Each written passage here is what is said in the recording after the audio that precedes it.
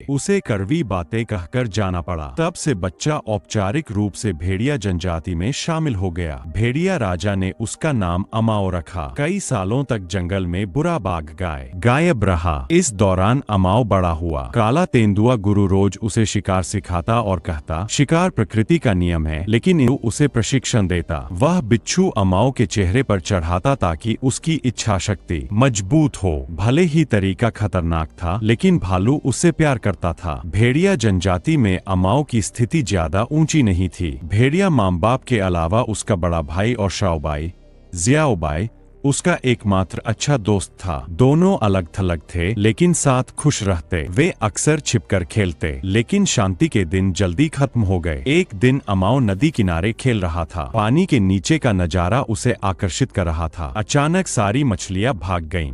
उसने ऊपर देखा, वहां लंबे समय से गायब बुरा बाघ था। पानी खून से लाल हो गया। बाघ ने कुछ जीवों का शिकार किया था। अमाओ डर गया।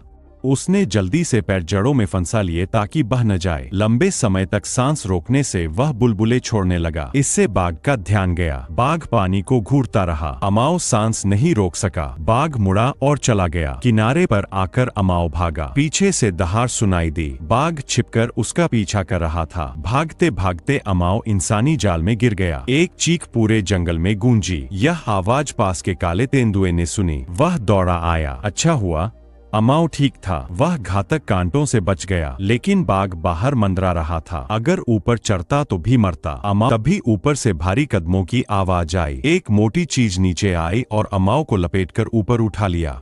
ऊपर आने पर उसने सामने वाले जीव को देखा और ठिठक गया। वह जंगल का रक्षक देवता एक बूढ़ा हाथी था। बस मुड़ा और चला गया। अमाओ ने देर नहीं की। काले तेंदुए के साथ जल्दी भागा, लेकिन काले तेंदुए को लगा कि अब जंगल अमाओ के लिए सुरक्षित नहीं। उसे इंसानों के बीच जाना चाहिए, क्योंकि बाघ इंसानी आग से डरता है। लेकिन अमाओ ने इसे अपना घर मान लिया था। वह कतई नहीं जाना चाहता था। काले तेंदुए ने उससे वादा किया, अगली भेड़िया दौड़ में अगर वह पहले आया तो रह सकता है। भेड़िया दौड़ में सभी छोटे भेड़िए भागते थे। रास्ते में शिकारी होता। जो पहले आता वही भेड़िया राजा बनने लायक होता। अमाओ कितनी भी मेहनत करता, हाथों के फायदे से भी धीमा रहता, इसलिए वह और मेहनत करता। काले भालू की ट्रेनिंग से फायदा हुआ। दौड़ का दिन आया। इस बार काला तेंदुआ शिकारी बना। उसकी ठंडी नजरें देख अमाओ कांप रहा था। भेड़िया राजा के इशारे पर सभी छोटे भेड़िए दौड़े। सबसे कमजोर शाओबाई पहले पकड़ा गया। अमाओ भागा नहीं। काला तेंदुआ सीधा उस पर आया, जैसे सिर्फ अमाओ ही उसकी नजर में था। अमाओ ने उसकी आंखों में मारने की चाहत देखी। जंगलीपन में वह पेड़ पर चढ़ गया। काला तेंदुआ थोड़ा रुका। अमाओ ने शरीर के फायदे से छेद से निकलकर लता से दूसरी तरफ गया। अब जीतने के लिए पुरानी राह लेनी पड़ी। वह दाल पकड़कर चट्टान से कूदा, सफलतापूर्वक दाल पकड़ी और सरककर नीचे आया। वह भेड़िया राजा से आगे निकल गया, लेकिन फिनिश लाइन पर एक छाया ने उसे गिरा दिया।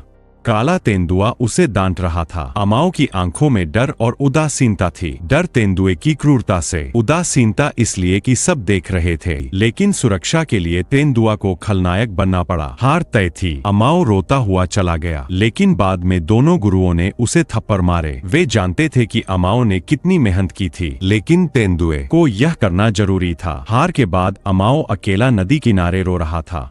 उसका दोस्त शाओबाई सांत्वना देने आया, लेकिन उसकी हमेशा खुश रहने वाली बातें अमाओ को अब थका रही थीं। हम स्पेशल हैं क्योंकि तू स्पेशल है और मैं स्पेशल हूँ। हम स्पेशल नहीं हैं, समझ नहीं आता। हम कभी उनके जैसे नहीं बन सकते। हम बस बदसूरत है, अमाओ ने गुस्से में कह दिया। शाओबाई, जो कभी रोया नहीं था, आज आंसू बहाकर चुपचाप चला गया। अमाओ को एहसास हुआ कि उसने गलत कहा, लेकिन जब वह पीछे मुड़ा, शाओबाई जा चुका था। बूढ़ा भेड़िया राजा, जो अमाओ को अपना बेटा मानता था, एक शिकार में हाथ चूक गया। शिकार छूटा और वह जोर से गिरा। इससे भेड़ियों का एक गुट उससे नाराज हो गया। जब राजा कबीले लौटा तो दुष्ट बाघ ने उसका इलाका कब्जा कर लिया था और एक मानव पवित्र मोती लाकर भेड़ियों को भड़काया कि राजा अब कमजोर है, पीछे हटना चाहिए। भेड़िए समझ नहीं पाए कि यह साजिश है। उन्होंने राजा पर हमला कर दिया। अमाओ ने देखा तो रोका, लेकिन काले भालू ने रोका। यह कानून है। राजा छोटे भेड़ियों से लड़ रहा था लेकिन थक गया। अमाओ समझ गया। वह पहाड़ से नीचे भागा। काले भालू से सुना था कि भेड़िए आग से डरते हैं। वह इंसानी बस्ती से आग ले आया। मशाल लेकर वह कबीले पहुंचा। हमला करने वाले भेड़िए आग से भागे। फिर वह बाघ की ओर गया। भेड़िए डरकर हथियार छोड़कर भाग गए। अमाओ राजा के पास गया, लेकिन राजा ने उसे जाने को कहा। तूने इंसानों का हथियार हम पर उठाया, तूने कबीले को कलंक लगाया, मुझे कलंक लगाया। जा, आकाश में तूफान आया। अमाओ का खून ठंडा हो गया, लेकिन मशाल नहीं बुझी। यह इंसान और जानवर की पुरानी दुश्मनी का प्रतीक था।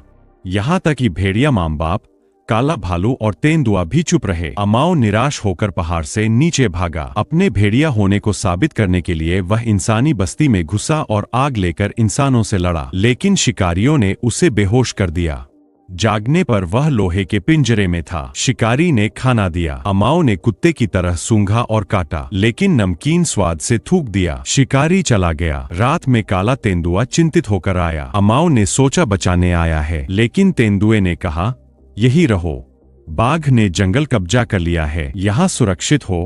अमाओ ने बहुत मिन्नत की, लेकिन तेंदुआ चला गया। अगले दिन पिंजरा खुला था। अमाओ हैरान। बाहर आया तो शिकारी उसे मारने वाला था। भूखा अमाओ ने कच्चा मांस काटा। शिकारी ने देखा और हिचकिचाया। फिर उसने चाकू दिया और सिखाया इंसान की तरह काटना। अमाओ ने जल्दी सीखा और खाया। बहुत स्वादिष्ट है। एक महिला ने उसे नहलाया, चेहरा साफ किया। बाहर आने पर गांव वाले उसकी खूबसूरती पर मोहित हो गए। अमाओ को यहाँ का जीवन अच्छा लगा। सब दयालु थे। शिकारी ने उसे गोद ले लिया।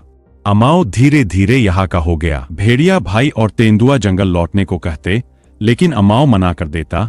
जिसने मुझे छोड़ा उसे माफ नहीं करूंगा। यही मेरा घर है, वह सोचता था। अब खुशी से रहेगा। लेकिन एक त्योहार में शिकारी शराब पीकर नशे में था। अमाओ उसके कमरे में गया। वहां इंसान के दिल का काला पक्ष देखा। मेज पर जानवरों की खालें, हिरन का सिर और एक बंदर।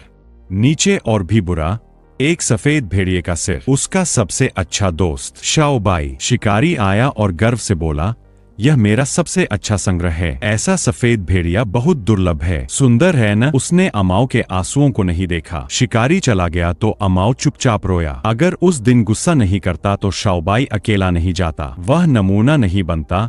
अमाओ पूरी रात नदी किनारे बैठा रहा। अचानक उसे होश आया। जानवरों से ज्यादा इंसानों का नकाबी चेहरा खतरनाक है। वह जंगल लौटने का फैसला किया, लेकिन जाने से पहले शाओबाई, वह नमूना न हो, मैं शिकारी का बदला लूंगा।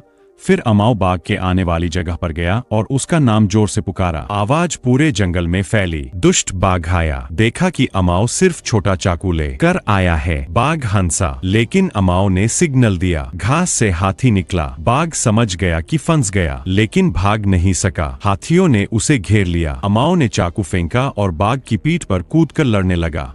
बाघ जानता था कि संख्या कम है। वह भागा। तभी शिकारी ने आवाज सुनकर बंदूक तानी, लेकिन नशा उतर गया। उसने अमाओ पर गोली चलाई। अमाओ घायल हुआ। बाघ उसके पास आया। शिकारी ने फिर ताना, लेकिन हाथी पास आ गया। उठा तो देखा भेड़िया राजा ने उसे बचाया था। उसने गोली अपने शरीर से रोकी।